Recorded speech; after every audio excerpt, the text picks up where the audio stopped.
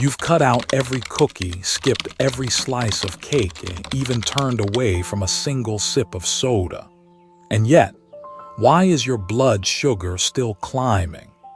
This is a question that shocks millions of Americans every single year. According to the American Diabetes Association, 2021, more than half of people with type 2 diabetes still have high blood sugar even after giving up sweets. And the CDC's 2022 report tells us that about 37 million Americans are now living with diabetes. Yet many don't realize the real culprit isn't just a spoonful of sugar or a piece of cake. Let me share the story of Alina, a 66-year-old grandmother from Ohio. She is the kind of woman who has always put her family first. From the moment she was diagnosed, she gave up every sweet she once loved. No more morning cookies, no more sweet tea at lunch, and not even a taste of her granddaughter's birthday cake. She simply sat quietly, watching others enjoy it. But after years of sacrifice, the results at every doctor's visit felt like cold water splashed on her face. Her A1C remained high, her doctor shook his head, and with tears in her eyes she asked me, "Doctor, I've given up everything I love, why won't my blood sugar come down?" And here is the shocking truth. The hidden enemy is not always sugar. Very often it's the everyday foods on our dinner table, the fatty pork, the fried chicken, the greasy stir-fries, that silently block insulin from doing its job. They leave glucose trapped in the blood, unable to enter the cells, so blood sugar stays high even when no sweets are eaten. In this video, I'll help you uncover these hidden culprits, explain the science in plain and simple language, and show you smart, practical ways to enjoy your meals while keeping your blood sugar steady. But first, let me ask you, have you ever been like Alina, cutting out sweets completely, yet still watching your blood sugar rise? Share your experience in the comments because your story might be the very lesson that helps someone else wake up to the truth. So if sugar isn't the whole story, then what is? In the very next section, I'll reveal the silent saboteur that jams your Have you ever wondered why, after cutting out every cookie, skipping every soda, your blood sugar still shoots up after just one greasy meal like pork belly stew or fried chicken? The story of Frank, a 58-year-old carpenter from Texas, may surprise you. Frank is a kind, hard-working man who makes his living with his hands. 2 years ago, he gave up sweets completely to manage his diabetes. No more desserts. No more sodas. Each time he went grocery shopping, he steered his cart far away from the candy aisle. But every time he checked his blood sugar after meals, the numbers were still high. Frustrated, he told me, "Doctor, I don't eat sweets anymore. My meals are just rice, pork stew, maybe a little pickled vegetable. So why is my blood sugar still high?" And that right there is the hidden trap. He had removed sugar, but filled his plate with fatty meats, fried foods, and greasy pork belly. The very foods he thought were safe, because they weren't sweet, were silently sabotaging all his hard work. Think of insulin as the key that opens the door to let glucose, sugar, move from your blood into your cells. When we eat too much saturated fat, that fat builds up inside the liver and muscles, creating molecules like ceramides and diacylglycerols. These act like thick grease jamming the lock. The key, insulin, can't turn. The result, glucose gets stuck in the blood. Blood sugar rises even if you haven't eaten anything sweet. A study in Diabetes Care 2021 showed that eating a diet high in saturated fat reduced insulin sensitivity in just a few weeks. The famous Canwu trial, Diabetology 2001, Also found that replacing saturated fat with healthy fats like olive oil improved insulin function significantly. Sadly, Frank only learned this lesson the hard way. One evening, he was rushed to the hospital with chest pain. The doctors diagnosed him with a mild heart attack, a common complication of diabetes made worse by insulin resistance. Holding my hand tightly, he whispered with regret, "Doctor, if I had known earlier, I might not have nearly lost my life over a pot of pork stew." Cutting out sweets is important, but it's not an doctor. Does having diabetes mean I have to go vegetarian to be safe? Does it mean I can't touch a single piece of meat again? This is a question I've heard hundreds of times in my clinic, and the answer may surprise you. Eating meat the right way is not harmful at all. In fact, it can help protect your body, keep your muscles strong, and support your immune system. I remember one of my patients, Susan, 62 years old, from California. When she was first diagnosed with diabetes, she was frightened. Friends told her, "Give up meat completely, it's safer." So she did. For 3 months, she ate nothing but thin porridge and boiled vegetables. But instead of feeling healthier, her body began to collapse. She lost weight rapidly, felt weak and exhausted, and her immune system weakened so much that she was hospitalized with pneumonia.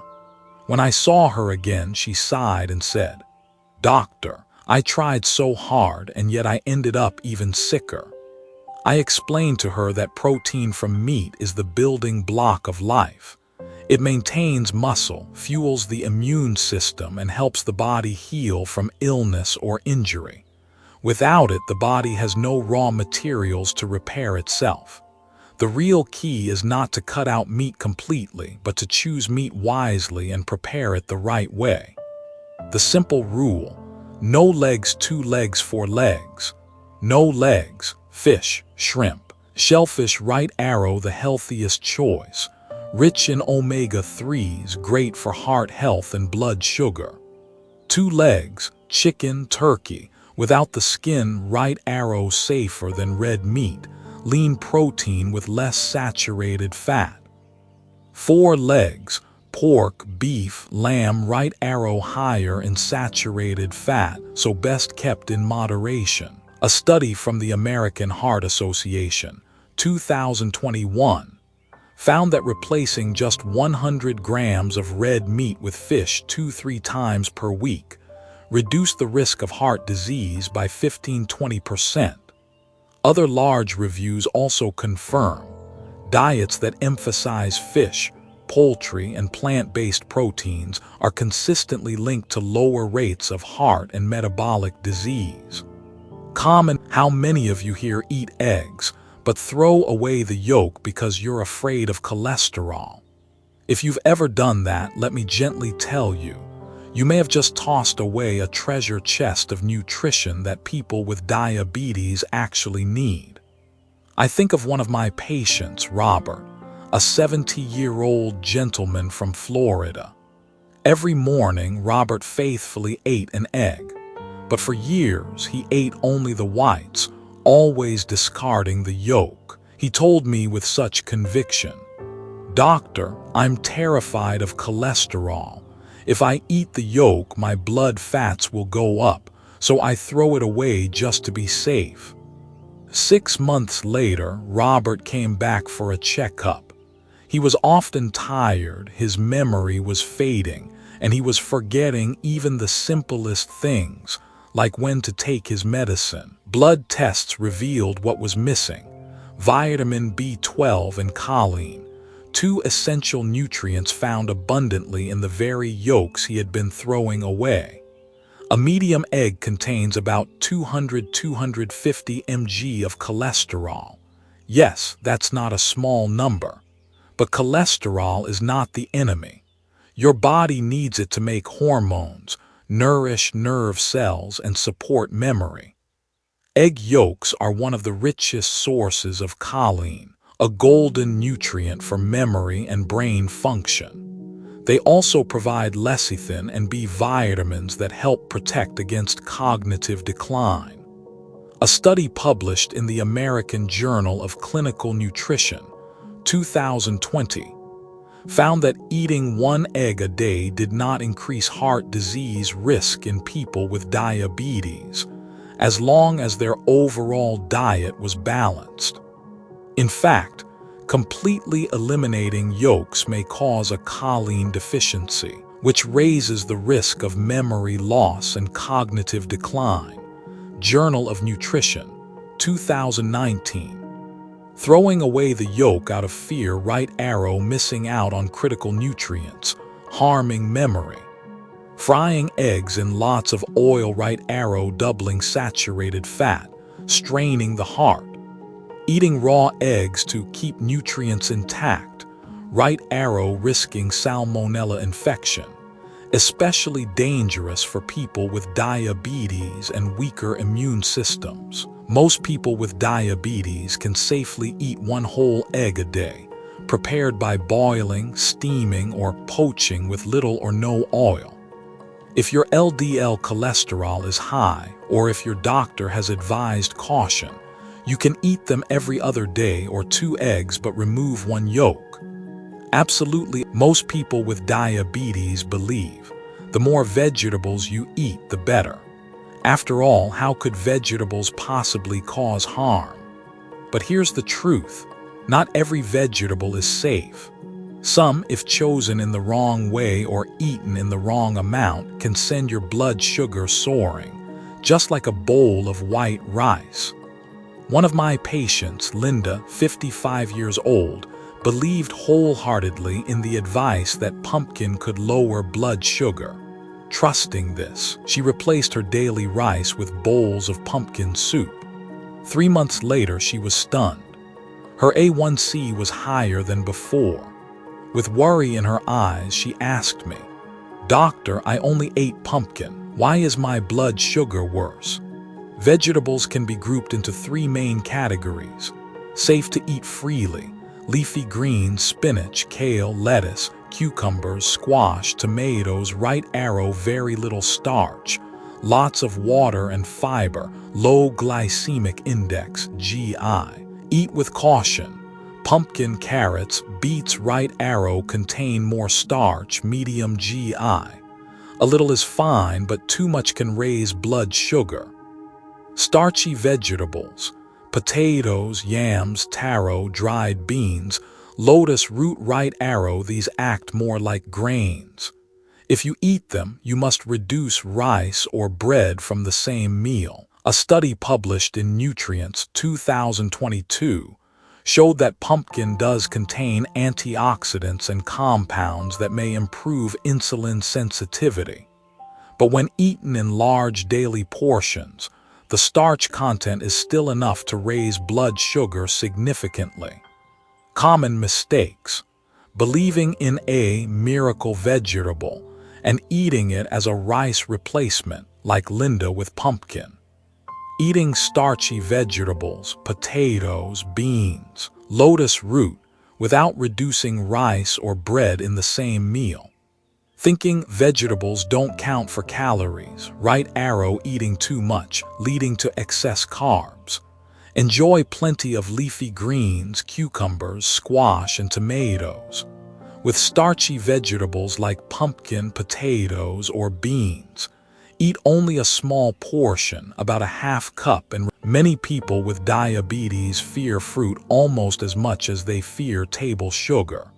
If it tastes sweet, they stay far away. But here's the surprising truth. Some fruits that taste very sweet can actually be safe, while others that seem mild can send blood sugar soaring. And this has left many of my patients completely stunned. I'll never forget the story of John, a 68-year-old African-American man from Chicago. He was disciplined. He wrote down everything he ate in a food journal every single day. Yet, sometimes his blood sugar spiked even though he hadn't eaten much rice or bread. To solve the mystery, John decided to do a little at-home experiment.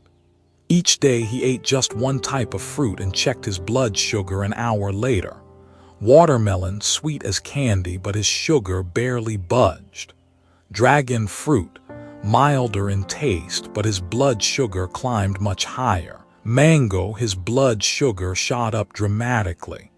When John showed me his notes, he laughed in disbelief and said, "Doctor, I can't believe it. The fruit I thought was safe turned out to be the hidden culprit. How sweet something tastes on the tongue does not equal how much sugar it actually delivers. What really matters is the glycemic index (GI) and the glycemic load (GL). Examples: watermelon, GI is high, ~72, but each serving has very little carbohydrate, right arrow GL is low, right arrow eaten in moderation. It doesn't raise sugar much. Dragon fruit tastes mild but has more carbs per serving than watermelon, right arrow sugar rises more. Mango, durian, lychee, very high in sugar, can spike blood sugar quickly.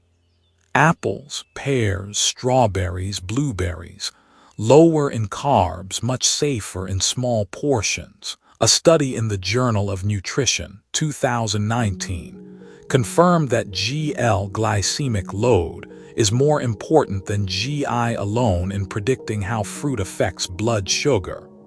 Eating smaller portions and separating fruit from main meals helps keep glucose levels more stable.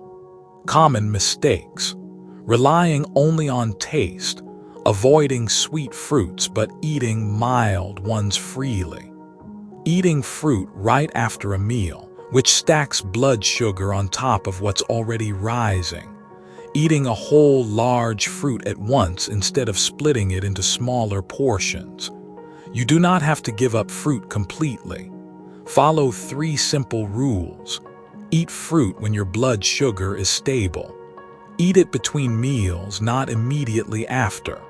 Keep portions small. There's one dish almost every senior believes is safe: plain white rice porridge, also known as congee. It's soft, it's easy to digest, it feels gentle on the stomach. But the harsh reality is, plain rice porridge can actually raise blood sugar faster than a bowl of rice. I remember one of my patients, Margaret, 75 years old, from California. Because her teeth were weak, she couldn't chew rice or bread comfortably. So every day she prepared a bowl of plain, watery porridge, believing it was lighter, easier, and therefore safer for her diabetes. But at her next checkup, the results shocked her. Her A1C was over 9.0, and her after-meal blood sugars were spiking alarmingly high. With tears in her eyes, she asked me, "Doctor, I don't eat sweets, I don't eat fatty foods, only porridge. Why is my sugar still so high?" When rice is boiled into porridge, the starch is broken down completely, a process called gelatinization. This turns the starch into a form that the body absorbs almost instantly, almost like pure sugar. The result: blood sugar shoots up like a rocket, faster and higher than eating rice itself. A study published in the Journal of Nutrition and Metabolism, 2020, found that in people with type 2 diabetes, plain rice porridge caused blood sugar to rise faster and higher than rice or noodles. Common mistakes: believing porridge is lighter than rice, right arrow. In reality, it can be worse. Eating 2-3 bowls of thin porridge, right arrow, doubling total carbohydrate intake. Thinking the softer, the better, right arrow, the longer you cook it, the faster it turns into sugar. Common mistakes: believing porridge is lighter than rice, right arrow. In reality, it can be worse. Eating 2-3 bowls of thin porridge, right arrow, doubling total carbohydrate intake. Thinking the softer, the better, right arrow, the longer you cook it, the faster it turns into sugar. You don't have to give up porridge, but you do need to change how it's prepared. Make whole grain porridge, Add oats, millet, buckwheat. In more than 30 years of practice, I've realized this. Most people with diabetes don't suffer complications because they ate too much sugar, but because of small mistakes repeated every single day at the dinner table. And the frightening truth is, 7 out of 10 patients I meet fall into at least one of these traps. I think of David, a 63-year-old from Texas. With confidence in his voice, he told me, "Doctor, I don't eat sweets. I only eat vegetables, some sweet potatoes, and a little porridge." But when I reviewed his food diary, the hidden traps became clear. Morning, plain rice porridge, right arrow, blood sugar spiked quickly. Lunch, sweet potatoes plus white rice, right arrow, double the carbs. Afternoon, fruit right after his meal, right arrow, sugar stacked on top of sugar. Evening, fried eggs in heavy oil, right arrow, worsening insulin resistance. When you add it all up, it's no mystery why his blood sugar and cholesterol stayed high, even though he thought he was eating healthy. The 5 deadly mistakes of diabetes. Cutting out sweets but eating too much fat, right arrow, leads to insulin resistance. Throwing away egg yolks, right arrow, missing vitamin B and choline, harming memory. Eating starchy vegetables, pumpkin, potatoes, without reducing rice, right arrow, doubling carbs. Eating fruit immediately after meals, right arrow, blood sugar spikes sharply. Eating overcooked white porridge, right arrow, starch turns into quick sugar, worse than. My dear friends, managing diabetes is not a 100-meter sprint, it is a marathon. It requires patience, wisdom, and above all, a hopeful spirit carried into every meal. I think of Thomas, a 67-year-old gentleman from Texas. When I first met him, he was overwhelmed with despair. His A1C was always above 9.0. Night after night, he lay awake, fearful of heart complications and what the future might hold. But Thomas did not give up. Instead, he began making small, steady changes. He cut back on fatty meats and replaced them with fish and skinless chicken. Each morning, he boiled 1 egg instead of frying it in oil. He learned to enjoy fruit in small portions between meals rather than right after. And he swapped plain white porridge for hearty whole-grain porridge rich in fiber. After 1 year, his A1C dropped to 6.5. More importantly, with a gentle smile, he told me, "Doctor, I feel stronger now, I sleep better, my spirit is lighter. I'm no longer afraid of diabetes because I've learned how to live in peace with it." My friends, diabetes is not the end of the story. It is simply a reminder to eat wisely, to cherish your body, and to treat yourself with greater care. If you choose the right foods, balance your portions, and nurture a hopeful heart, you can live a long, joyful life, enjoying precious time with your children and grandchildren. What's the very first change you feel you need to make in your diet? Less oil, different meats, eating eggs, more greens, adjusting fruit, or changing porridge?